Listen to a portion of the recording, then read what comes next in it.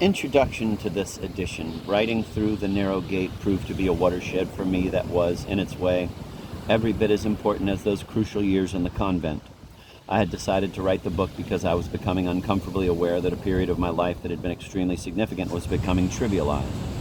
Friends would beg me to tell them about the convent, and I would usually respond by recounting some funny story, and indeed, a lot of amusing things did happen, because it was easier than exposing memories that were still raw and painful. Yet I knew that I would have to discover what those years had meant for me before the memories disappeared beyond recall. In fact, the process of writing redeemed the past for me in ways that I could not have imagined. I have written several books since, but none has proved as difficult as Through the Narrow Gate, with the possible exception of its sequel, Beginning the World.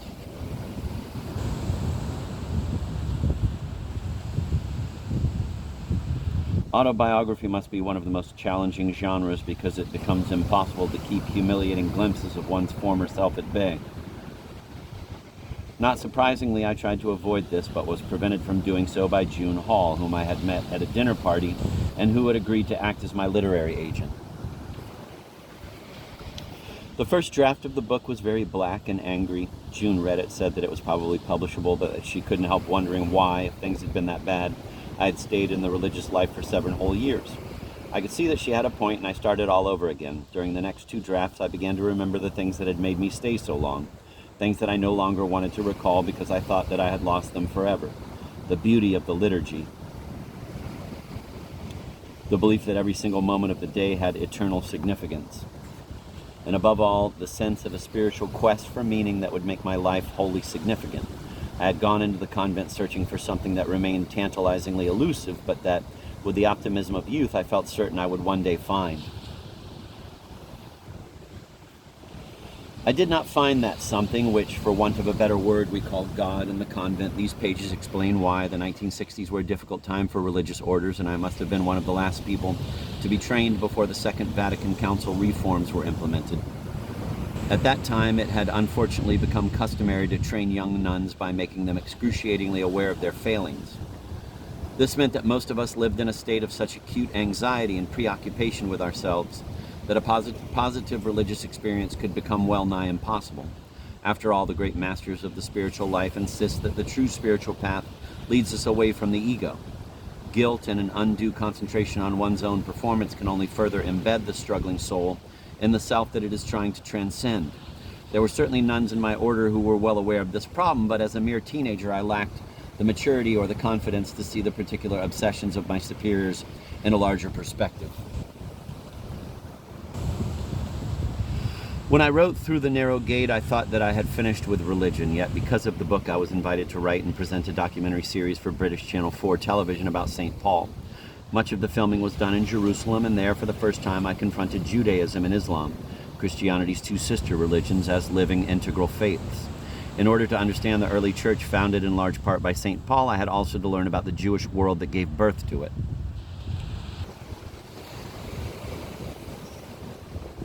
For the first time, Judaism became more to me than a mere prelude to Christianity, and I was increasingly fascinated by the differences and similarities between the 2 faiths.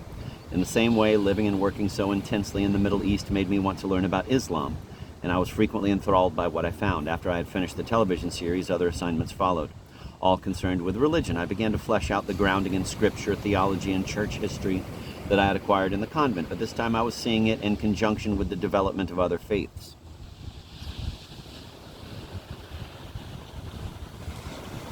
At first, my new involvement in religion remained on an intellectual, critical level, but as I went deeper into the history of religion, I began to experience that sense of being on a quest that had impelled me to become a nun and had kept me in the convent for all those years. It was different, of course, because I was an older and I hope wiser person this time around. Though particularly drawn to the study of mysticism, I knew from my attempts at meditation in the convent that I did not have it in me to be a mystic. Yet occasionally, when I am studying, either at my desk at home or in the British Library, I have what can only be described as a glimmer of transcendence. It only lasts a fraction of a second, but it gives one the sense that life has some ultimate meaning and value for that brief moment, in much the same way as a great piece of music or an inspiring poem. There is no way of categorizing that something any more than it is possible to explain why art or music has this power. It cannot be summed up in a message or doctrine. But I now know enough to realize that what I am engaged in is what the Benedictine monks called Lectio Divina, divine study, which they say yields occasionally an inevitably brief second of oratio, prayer.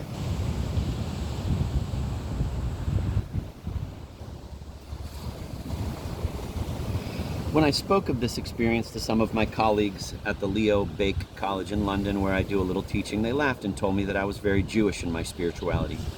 Jews, they explained, immerse themselves in the Bible and the Talmud not simply to gain information. They see the text as a place where they can encounter the ineffable God. Sometimes they like to speak the Hebrew words aloud, savoring the words that God himself used when he revealed himself to Moses on Mount Sinai, until they have learned them by heart, a revealing phrase.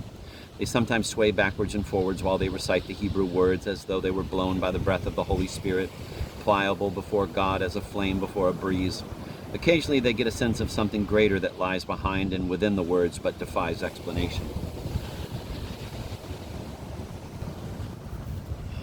I am not claiming any great visionary experience, yet occasionally while studying theology I too feel uplifted by a second of wonder and delight that momentarily illuminates the whole page. This type of spirituality would, it seems, have suited me better than the kind of meditation we learned in the convent.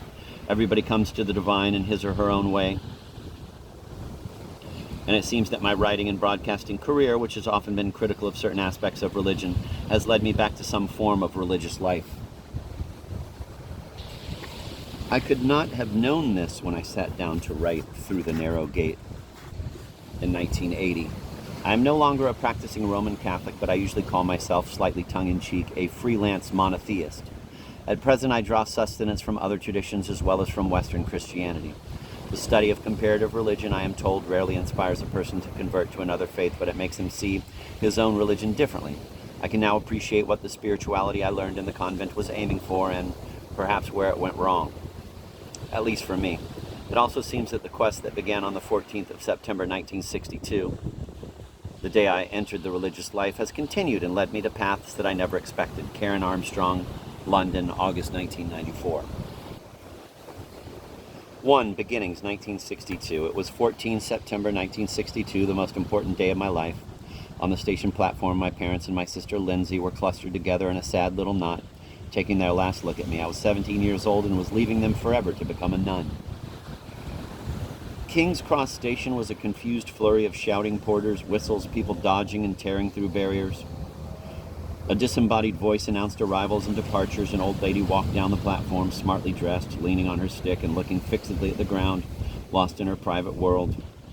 A group of soldiers drinking beer from bottles laughed gustily at the far end of the platform. A young girl and a boy were standing with their arms draped clumsily round each other, whispering intensely, saying goodbye.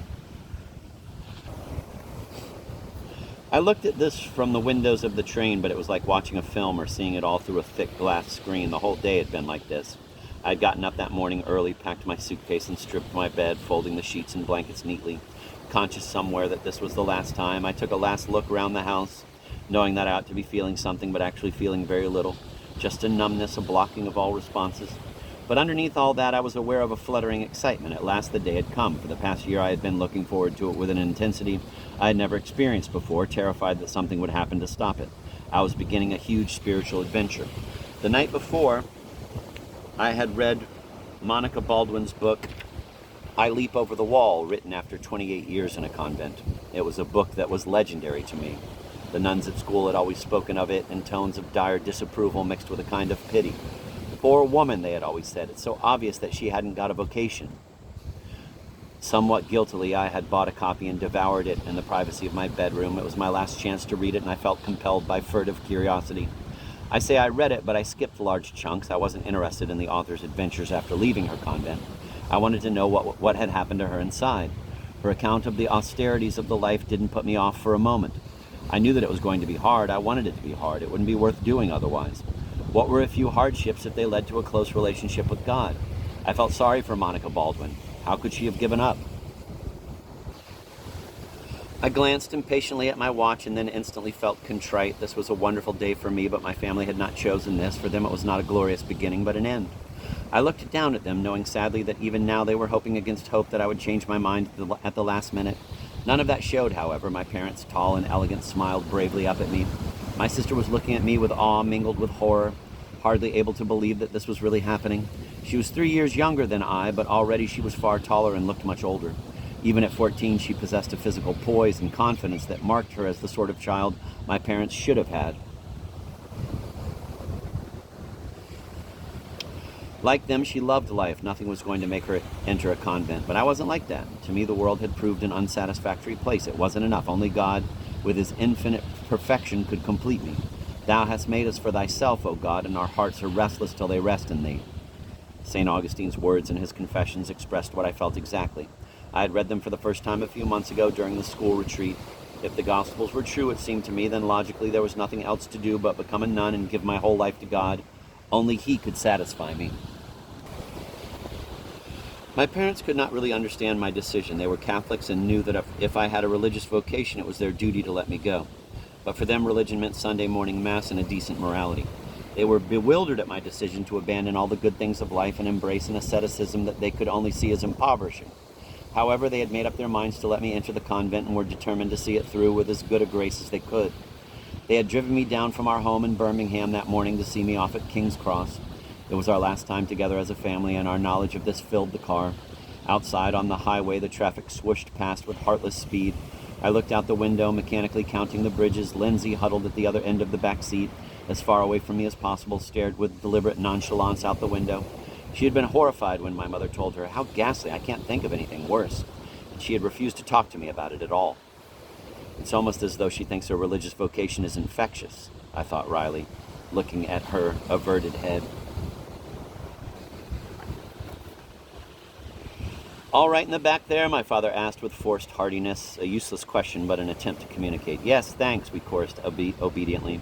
There was silence except for the engine's purring. Daddy, said Lindsay peevishly, do you think we could have the window shut? My hair's blowing all over the place, and so is Karen's. You girls, my father sounded at the end of his tether. What the hell does it matter what your hair looks like? Nobody's looking at you at the moment, are they? Why has every bloody hair got to be in place the whole bloody time? Nobody notices. You're fanatical about your hair, both of you. Yet you never think of cleaning your shoes. People notice dirty shoes far more than untidy hair, let me tell you. We let the outburst go. It was one of his favorite hobby horses, but he wasn't really angry about our hair or our shoes. He was angry with God for taking his daughter.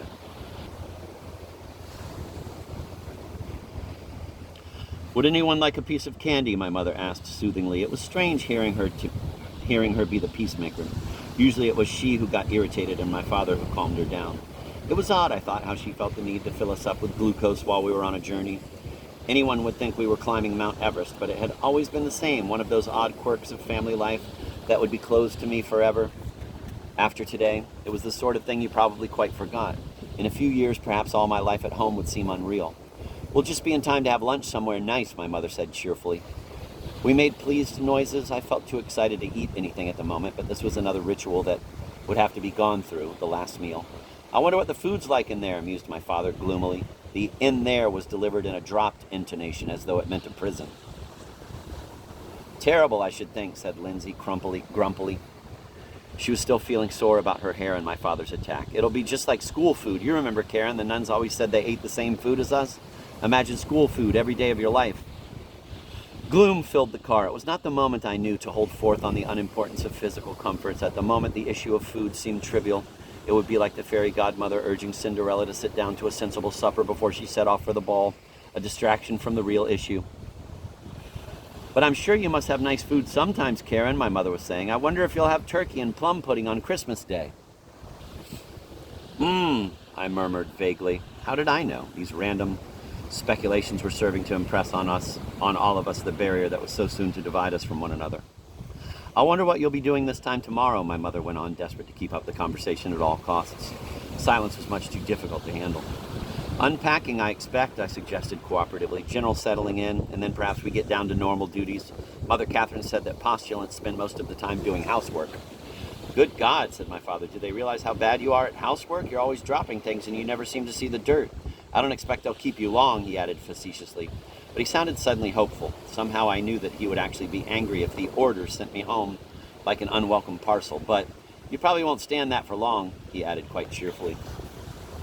Oh, it won't be too bad, I added firmly. There was a silence once more.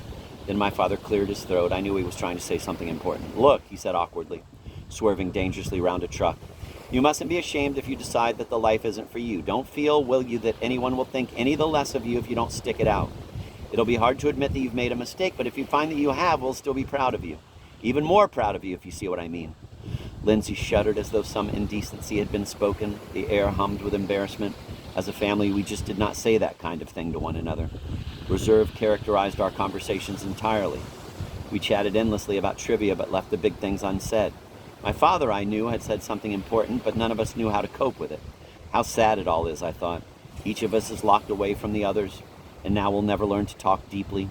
So many things will never be said because now it's too late. Candy, asked my mother again, and this time we all accepted, filling the void with the business of unwrapping and sucking.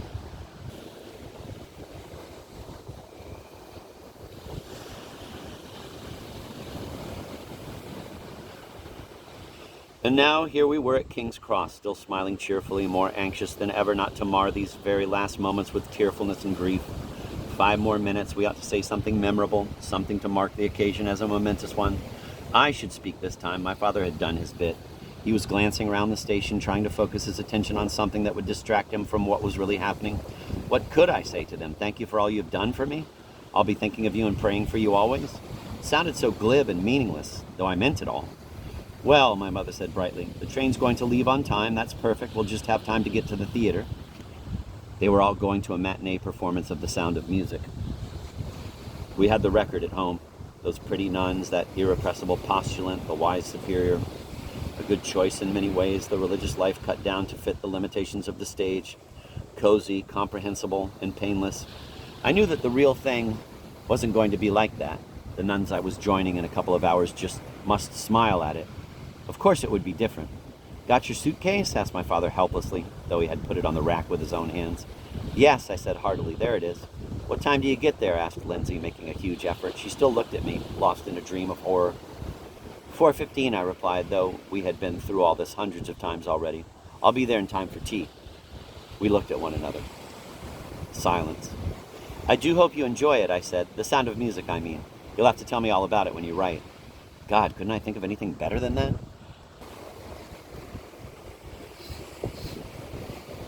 We gazed at one another for 5 long seconds. The smiles never once faltered. If only we could get this all over with, I thought sadly. It'll be so much easier for them once I've really gone. I couldn't bear what I was doing to them.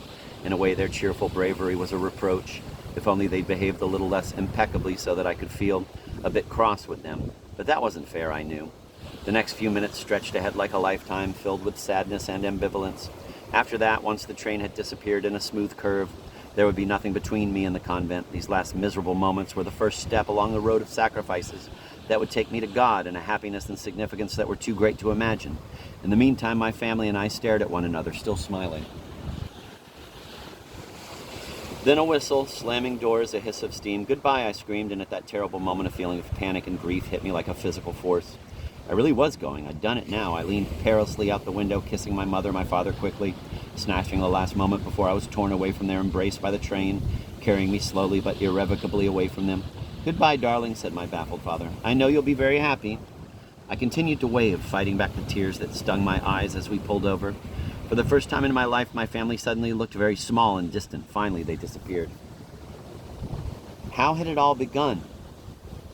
I was born in Worcestershire, some 15 miles outside Birmingham, in a little place called Wildmoor. Now it has been swallowed up in housing projects. Then it consisted only of a row of small artisans' cottages half a mile from a little shop that sold everything from fuel oil and candles to groceries and sweets. On the third point of the triangle, 2 suburban semi-detached houses stuck out incongruously. We lived in one of these. It was tiny, but it had a large garden that backed onto a plowed field. This was also the local cesspit, for on Mondays, huge pipes conveying the local sewage flowed through our garden, filling the house with a subdued but acrid stench. It was quite primitive. There was no running water downstairs, and kitchen water had to be jacked out of a little pump in the garden. Every day my father would drive off to Birmingham to work and leave my mother alone in the house. My mother so wanted to create a happy home for me, shielded from the disturbance that had been too much a part of her own childhood. She was the second daughter of a pharmacist and had grown up in Essex. Her elder sister Mary was my grandmother's favorite, not my grandfather's. I rarely remember him as preferring anybody or anything much to anything else. He was a quiet, scholarly man. He should have gone to college, but there was no money, and he contented himself with reading, especially history. As the years went on, his reading became a retreat. He had plenty to retreat from, poor man. My grandmother, a small, vital woman, was notoriously unfaithful to him, and from my mother's earliest years had a string of lovers, one being the father of her best friend at school. When Eileen, my mother, was 12, Granny got tuberculosis, all her family died of it, and went to live in a sanatorium in Switzerland for 2 years. My mother went with her, thus wrecking her education. She learned skiing and Swiss German, but little else. There's a cartoon at home done by one of the other patients there at the time. It shows my grandmother clasped passionately in the arms of a faceless man and my mother standing looking at them. A plain little girl with a skirt far too short for her, knickers showing. The caption reads, "I think I had better go to bed now, Mummy." On their return to England, the procession of men resumed, but in added horror, my grandmother started to drink. By the time the war broke out, she was an alcoholic, secretly drinking neat gin in the bathroom.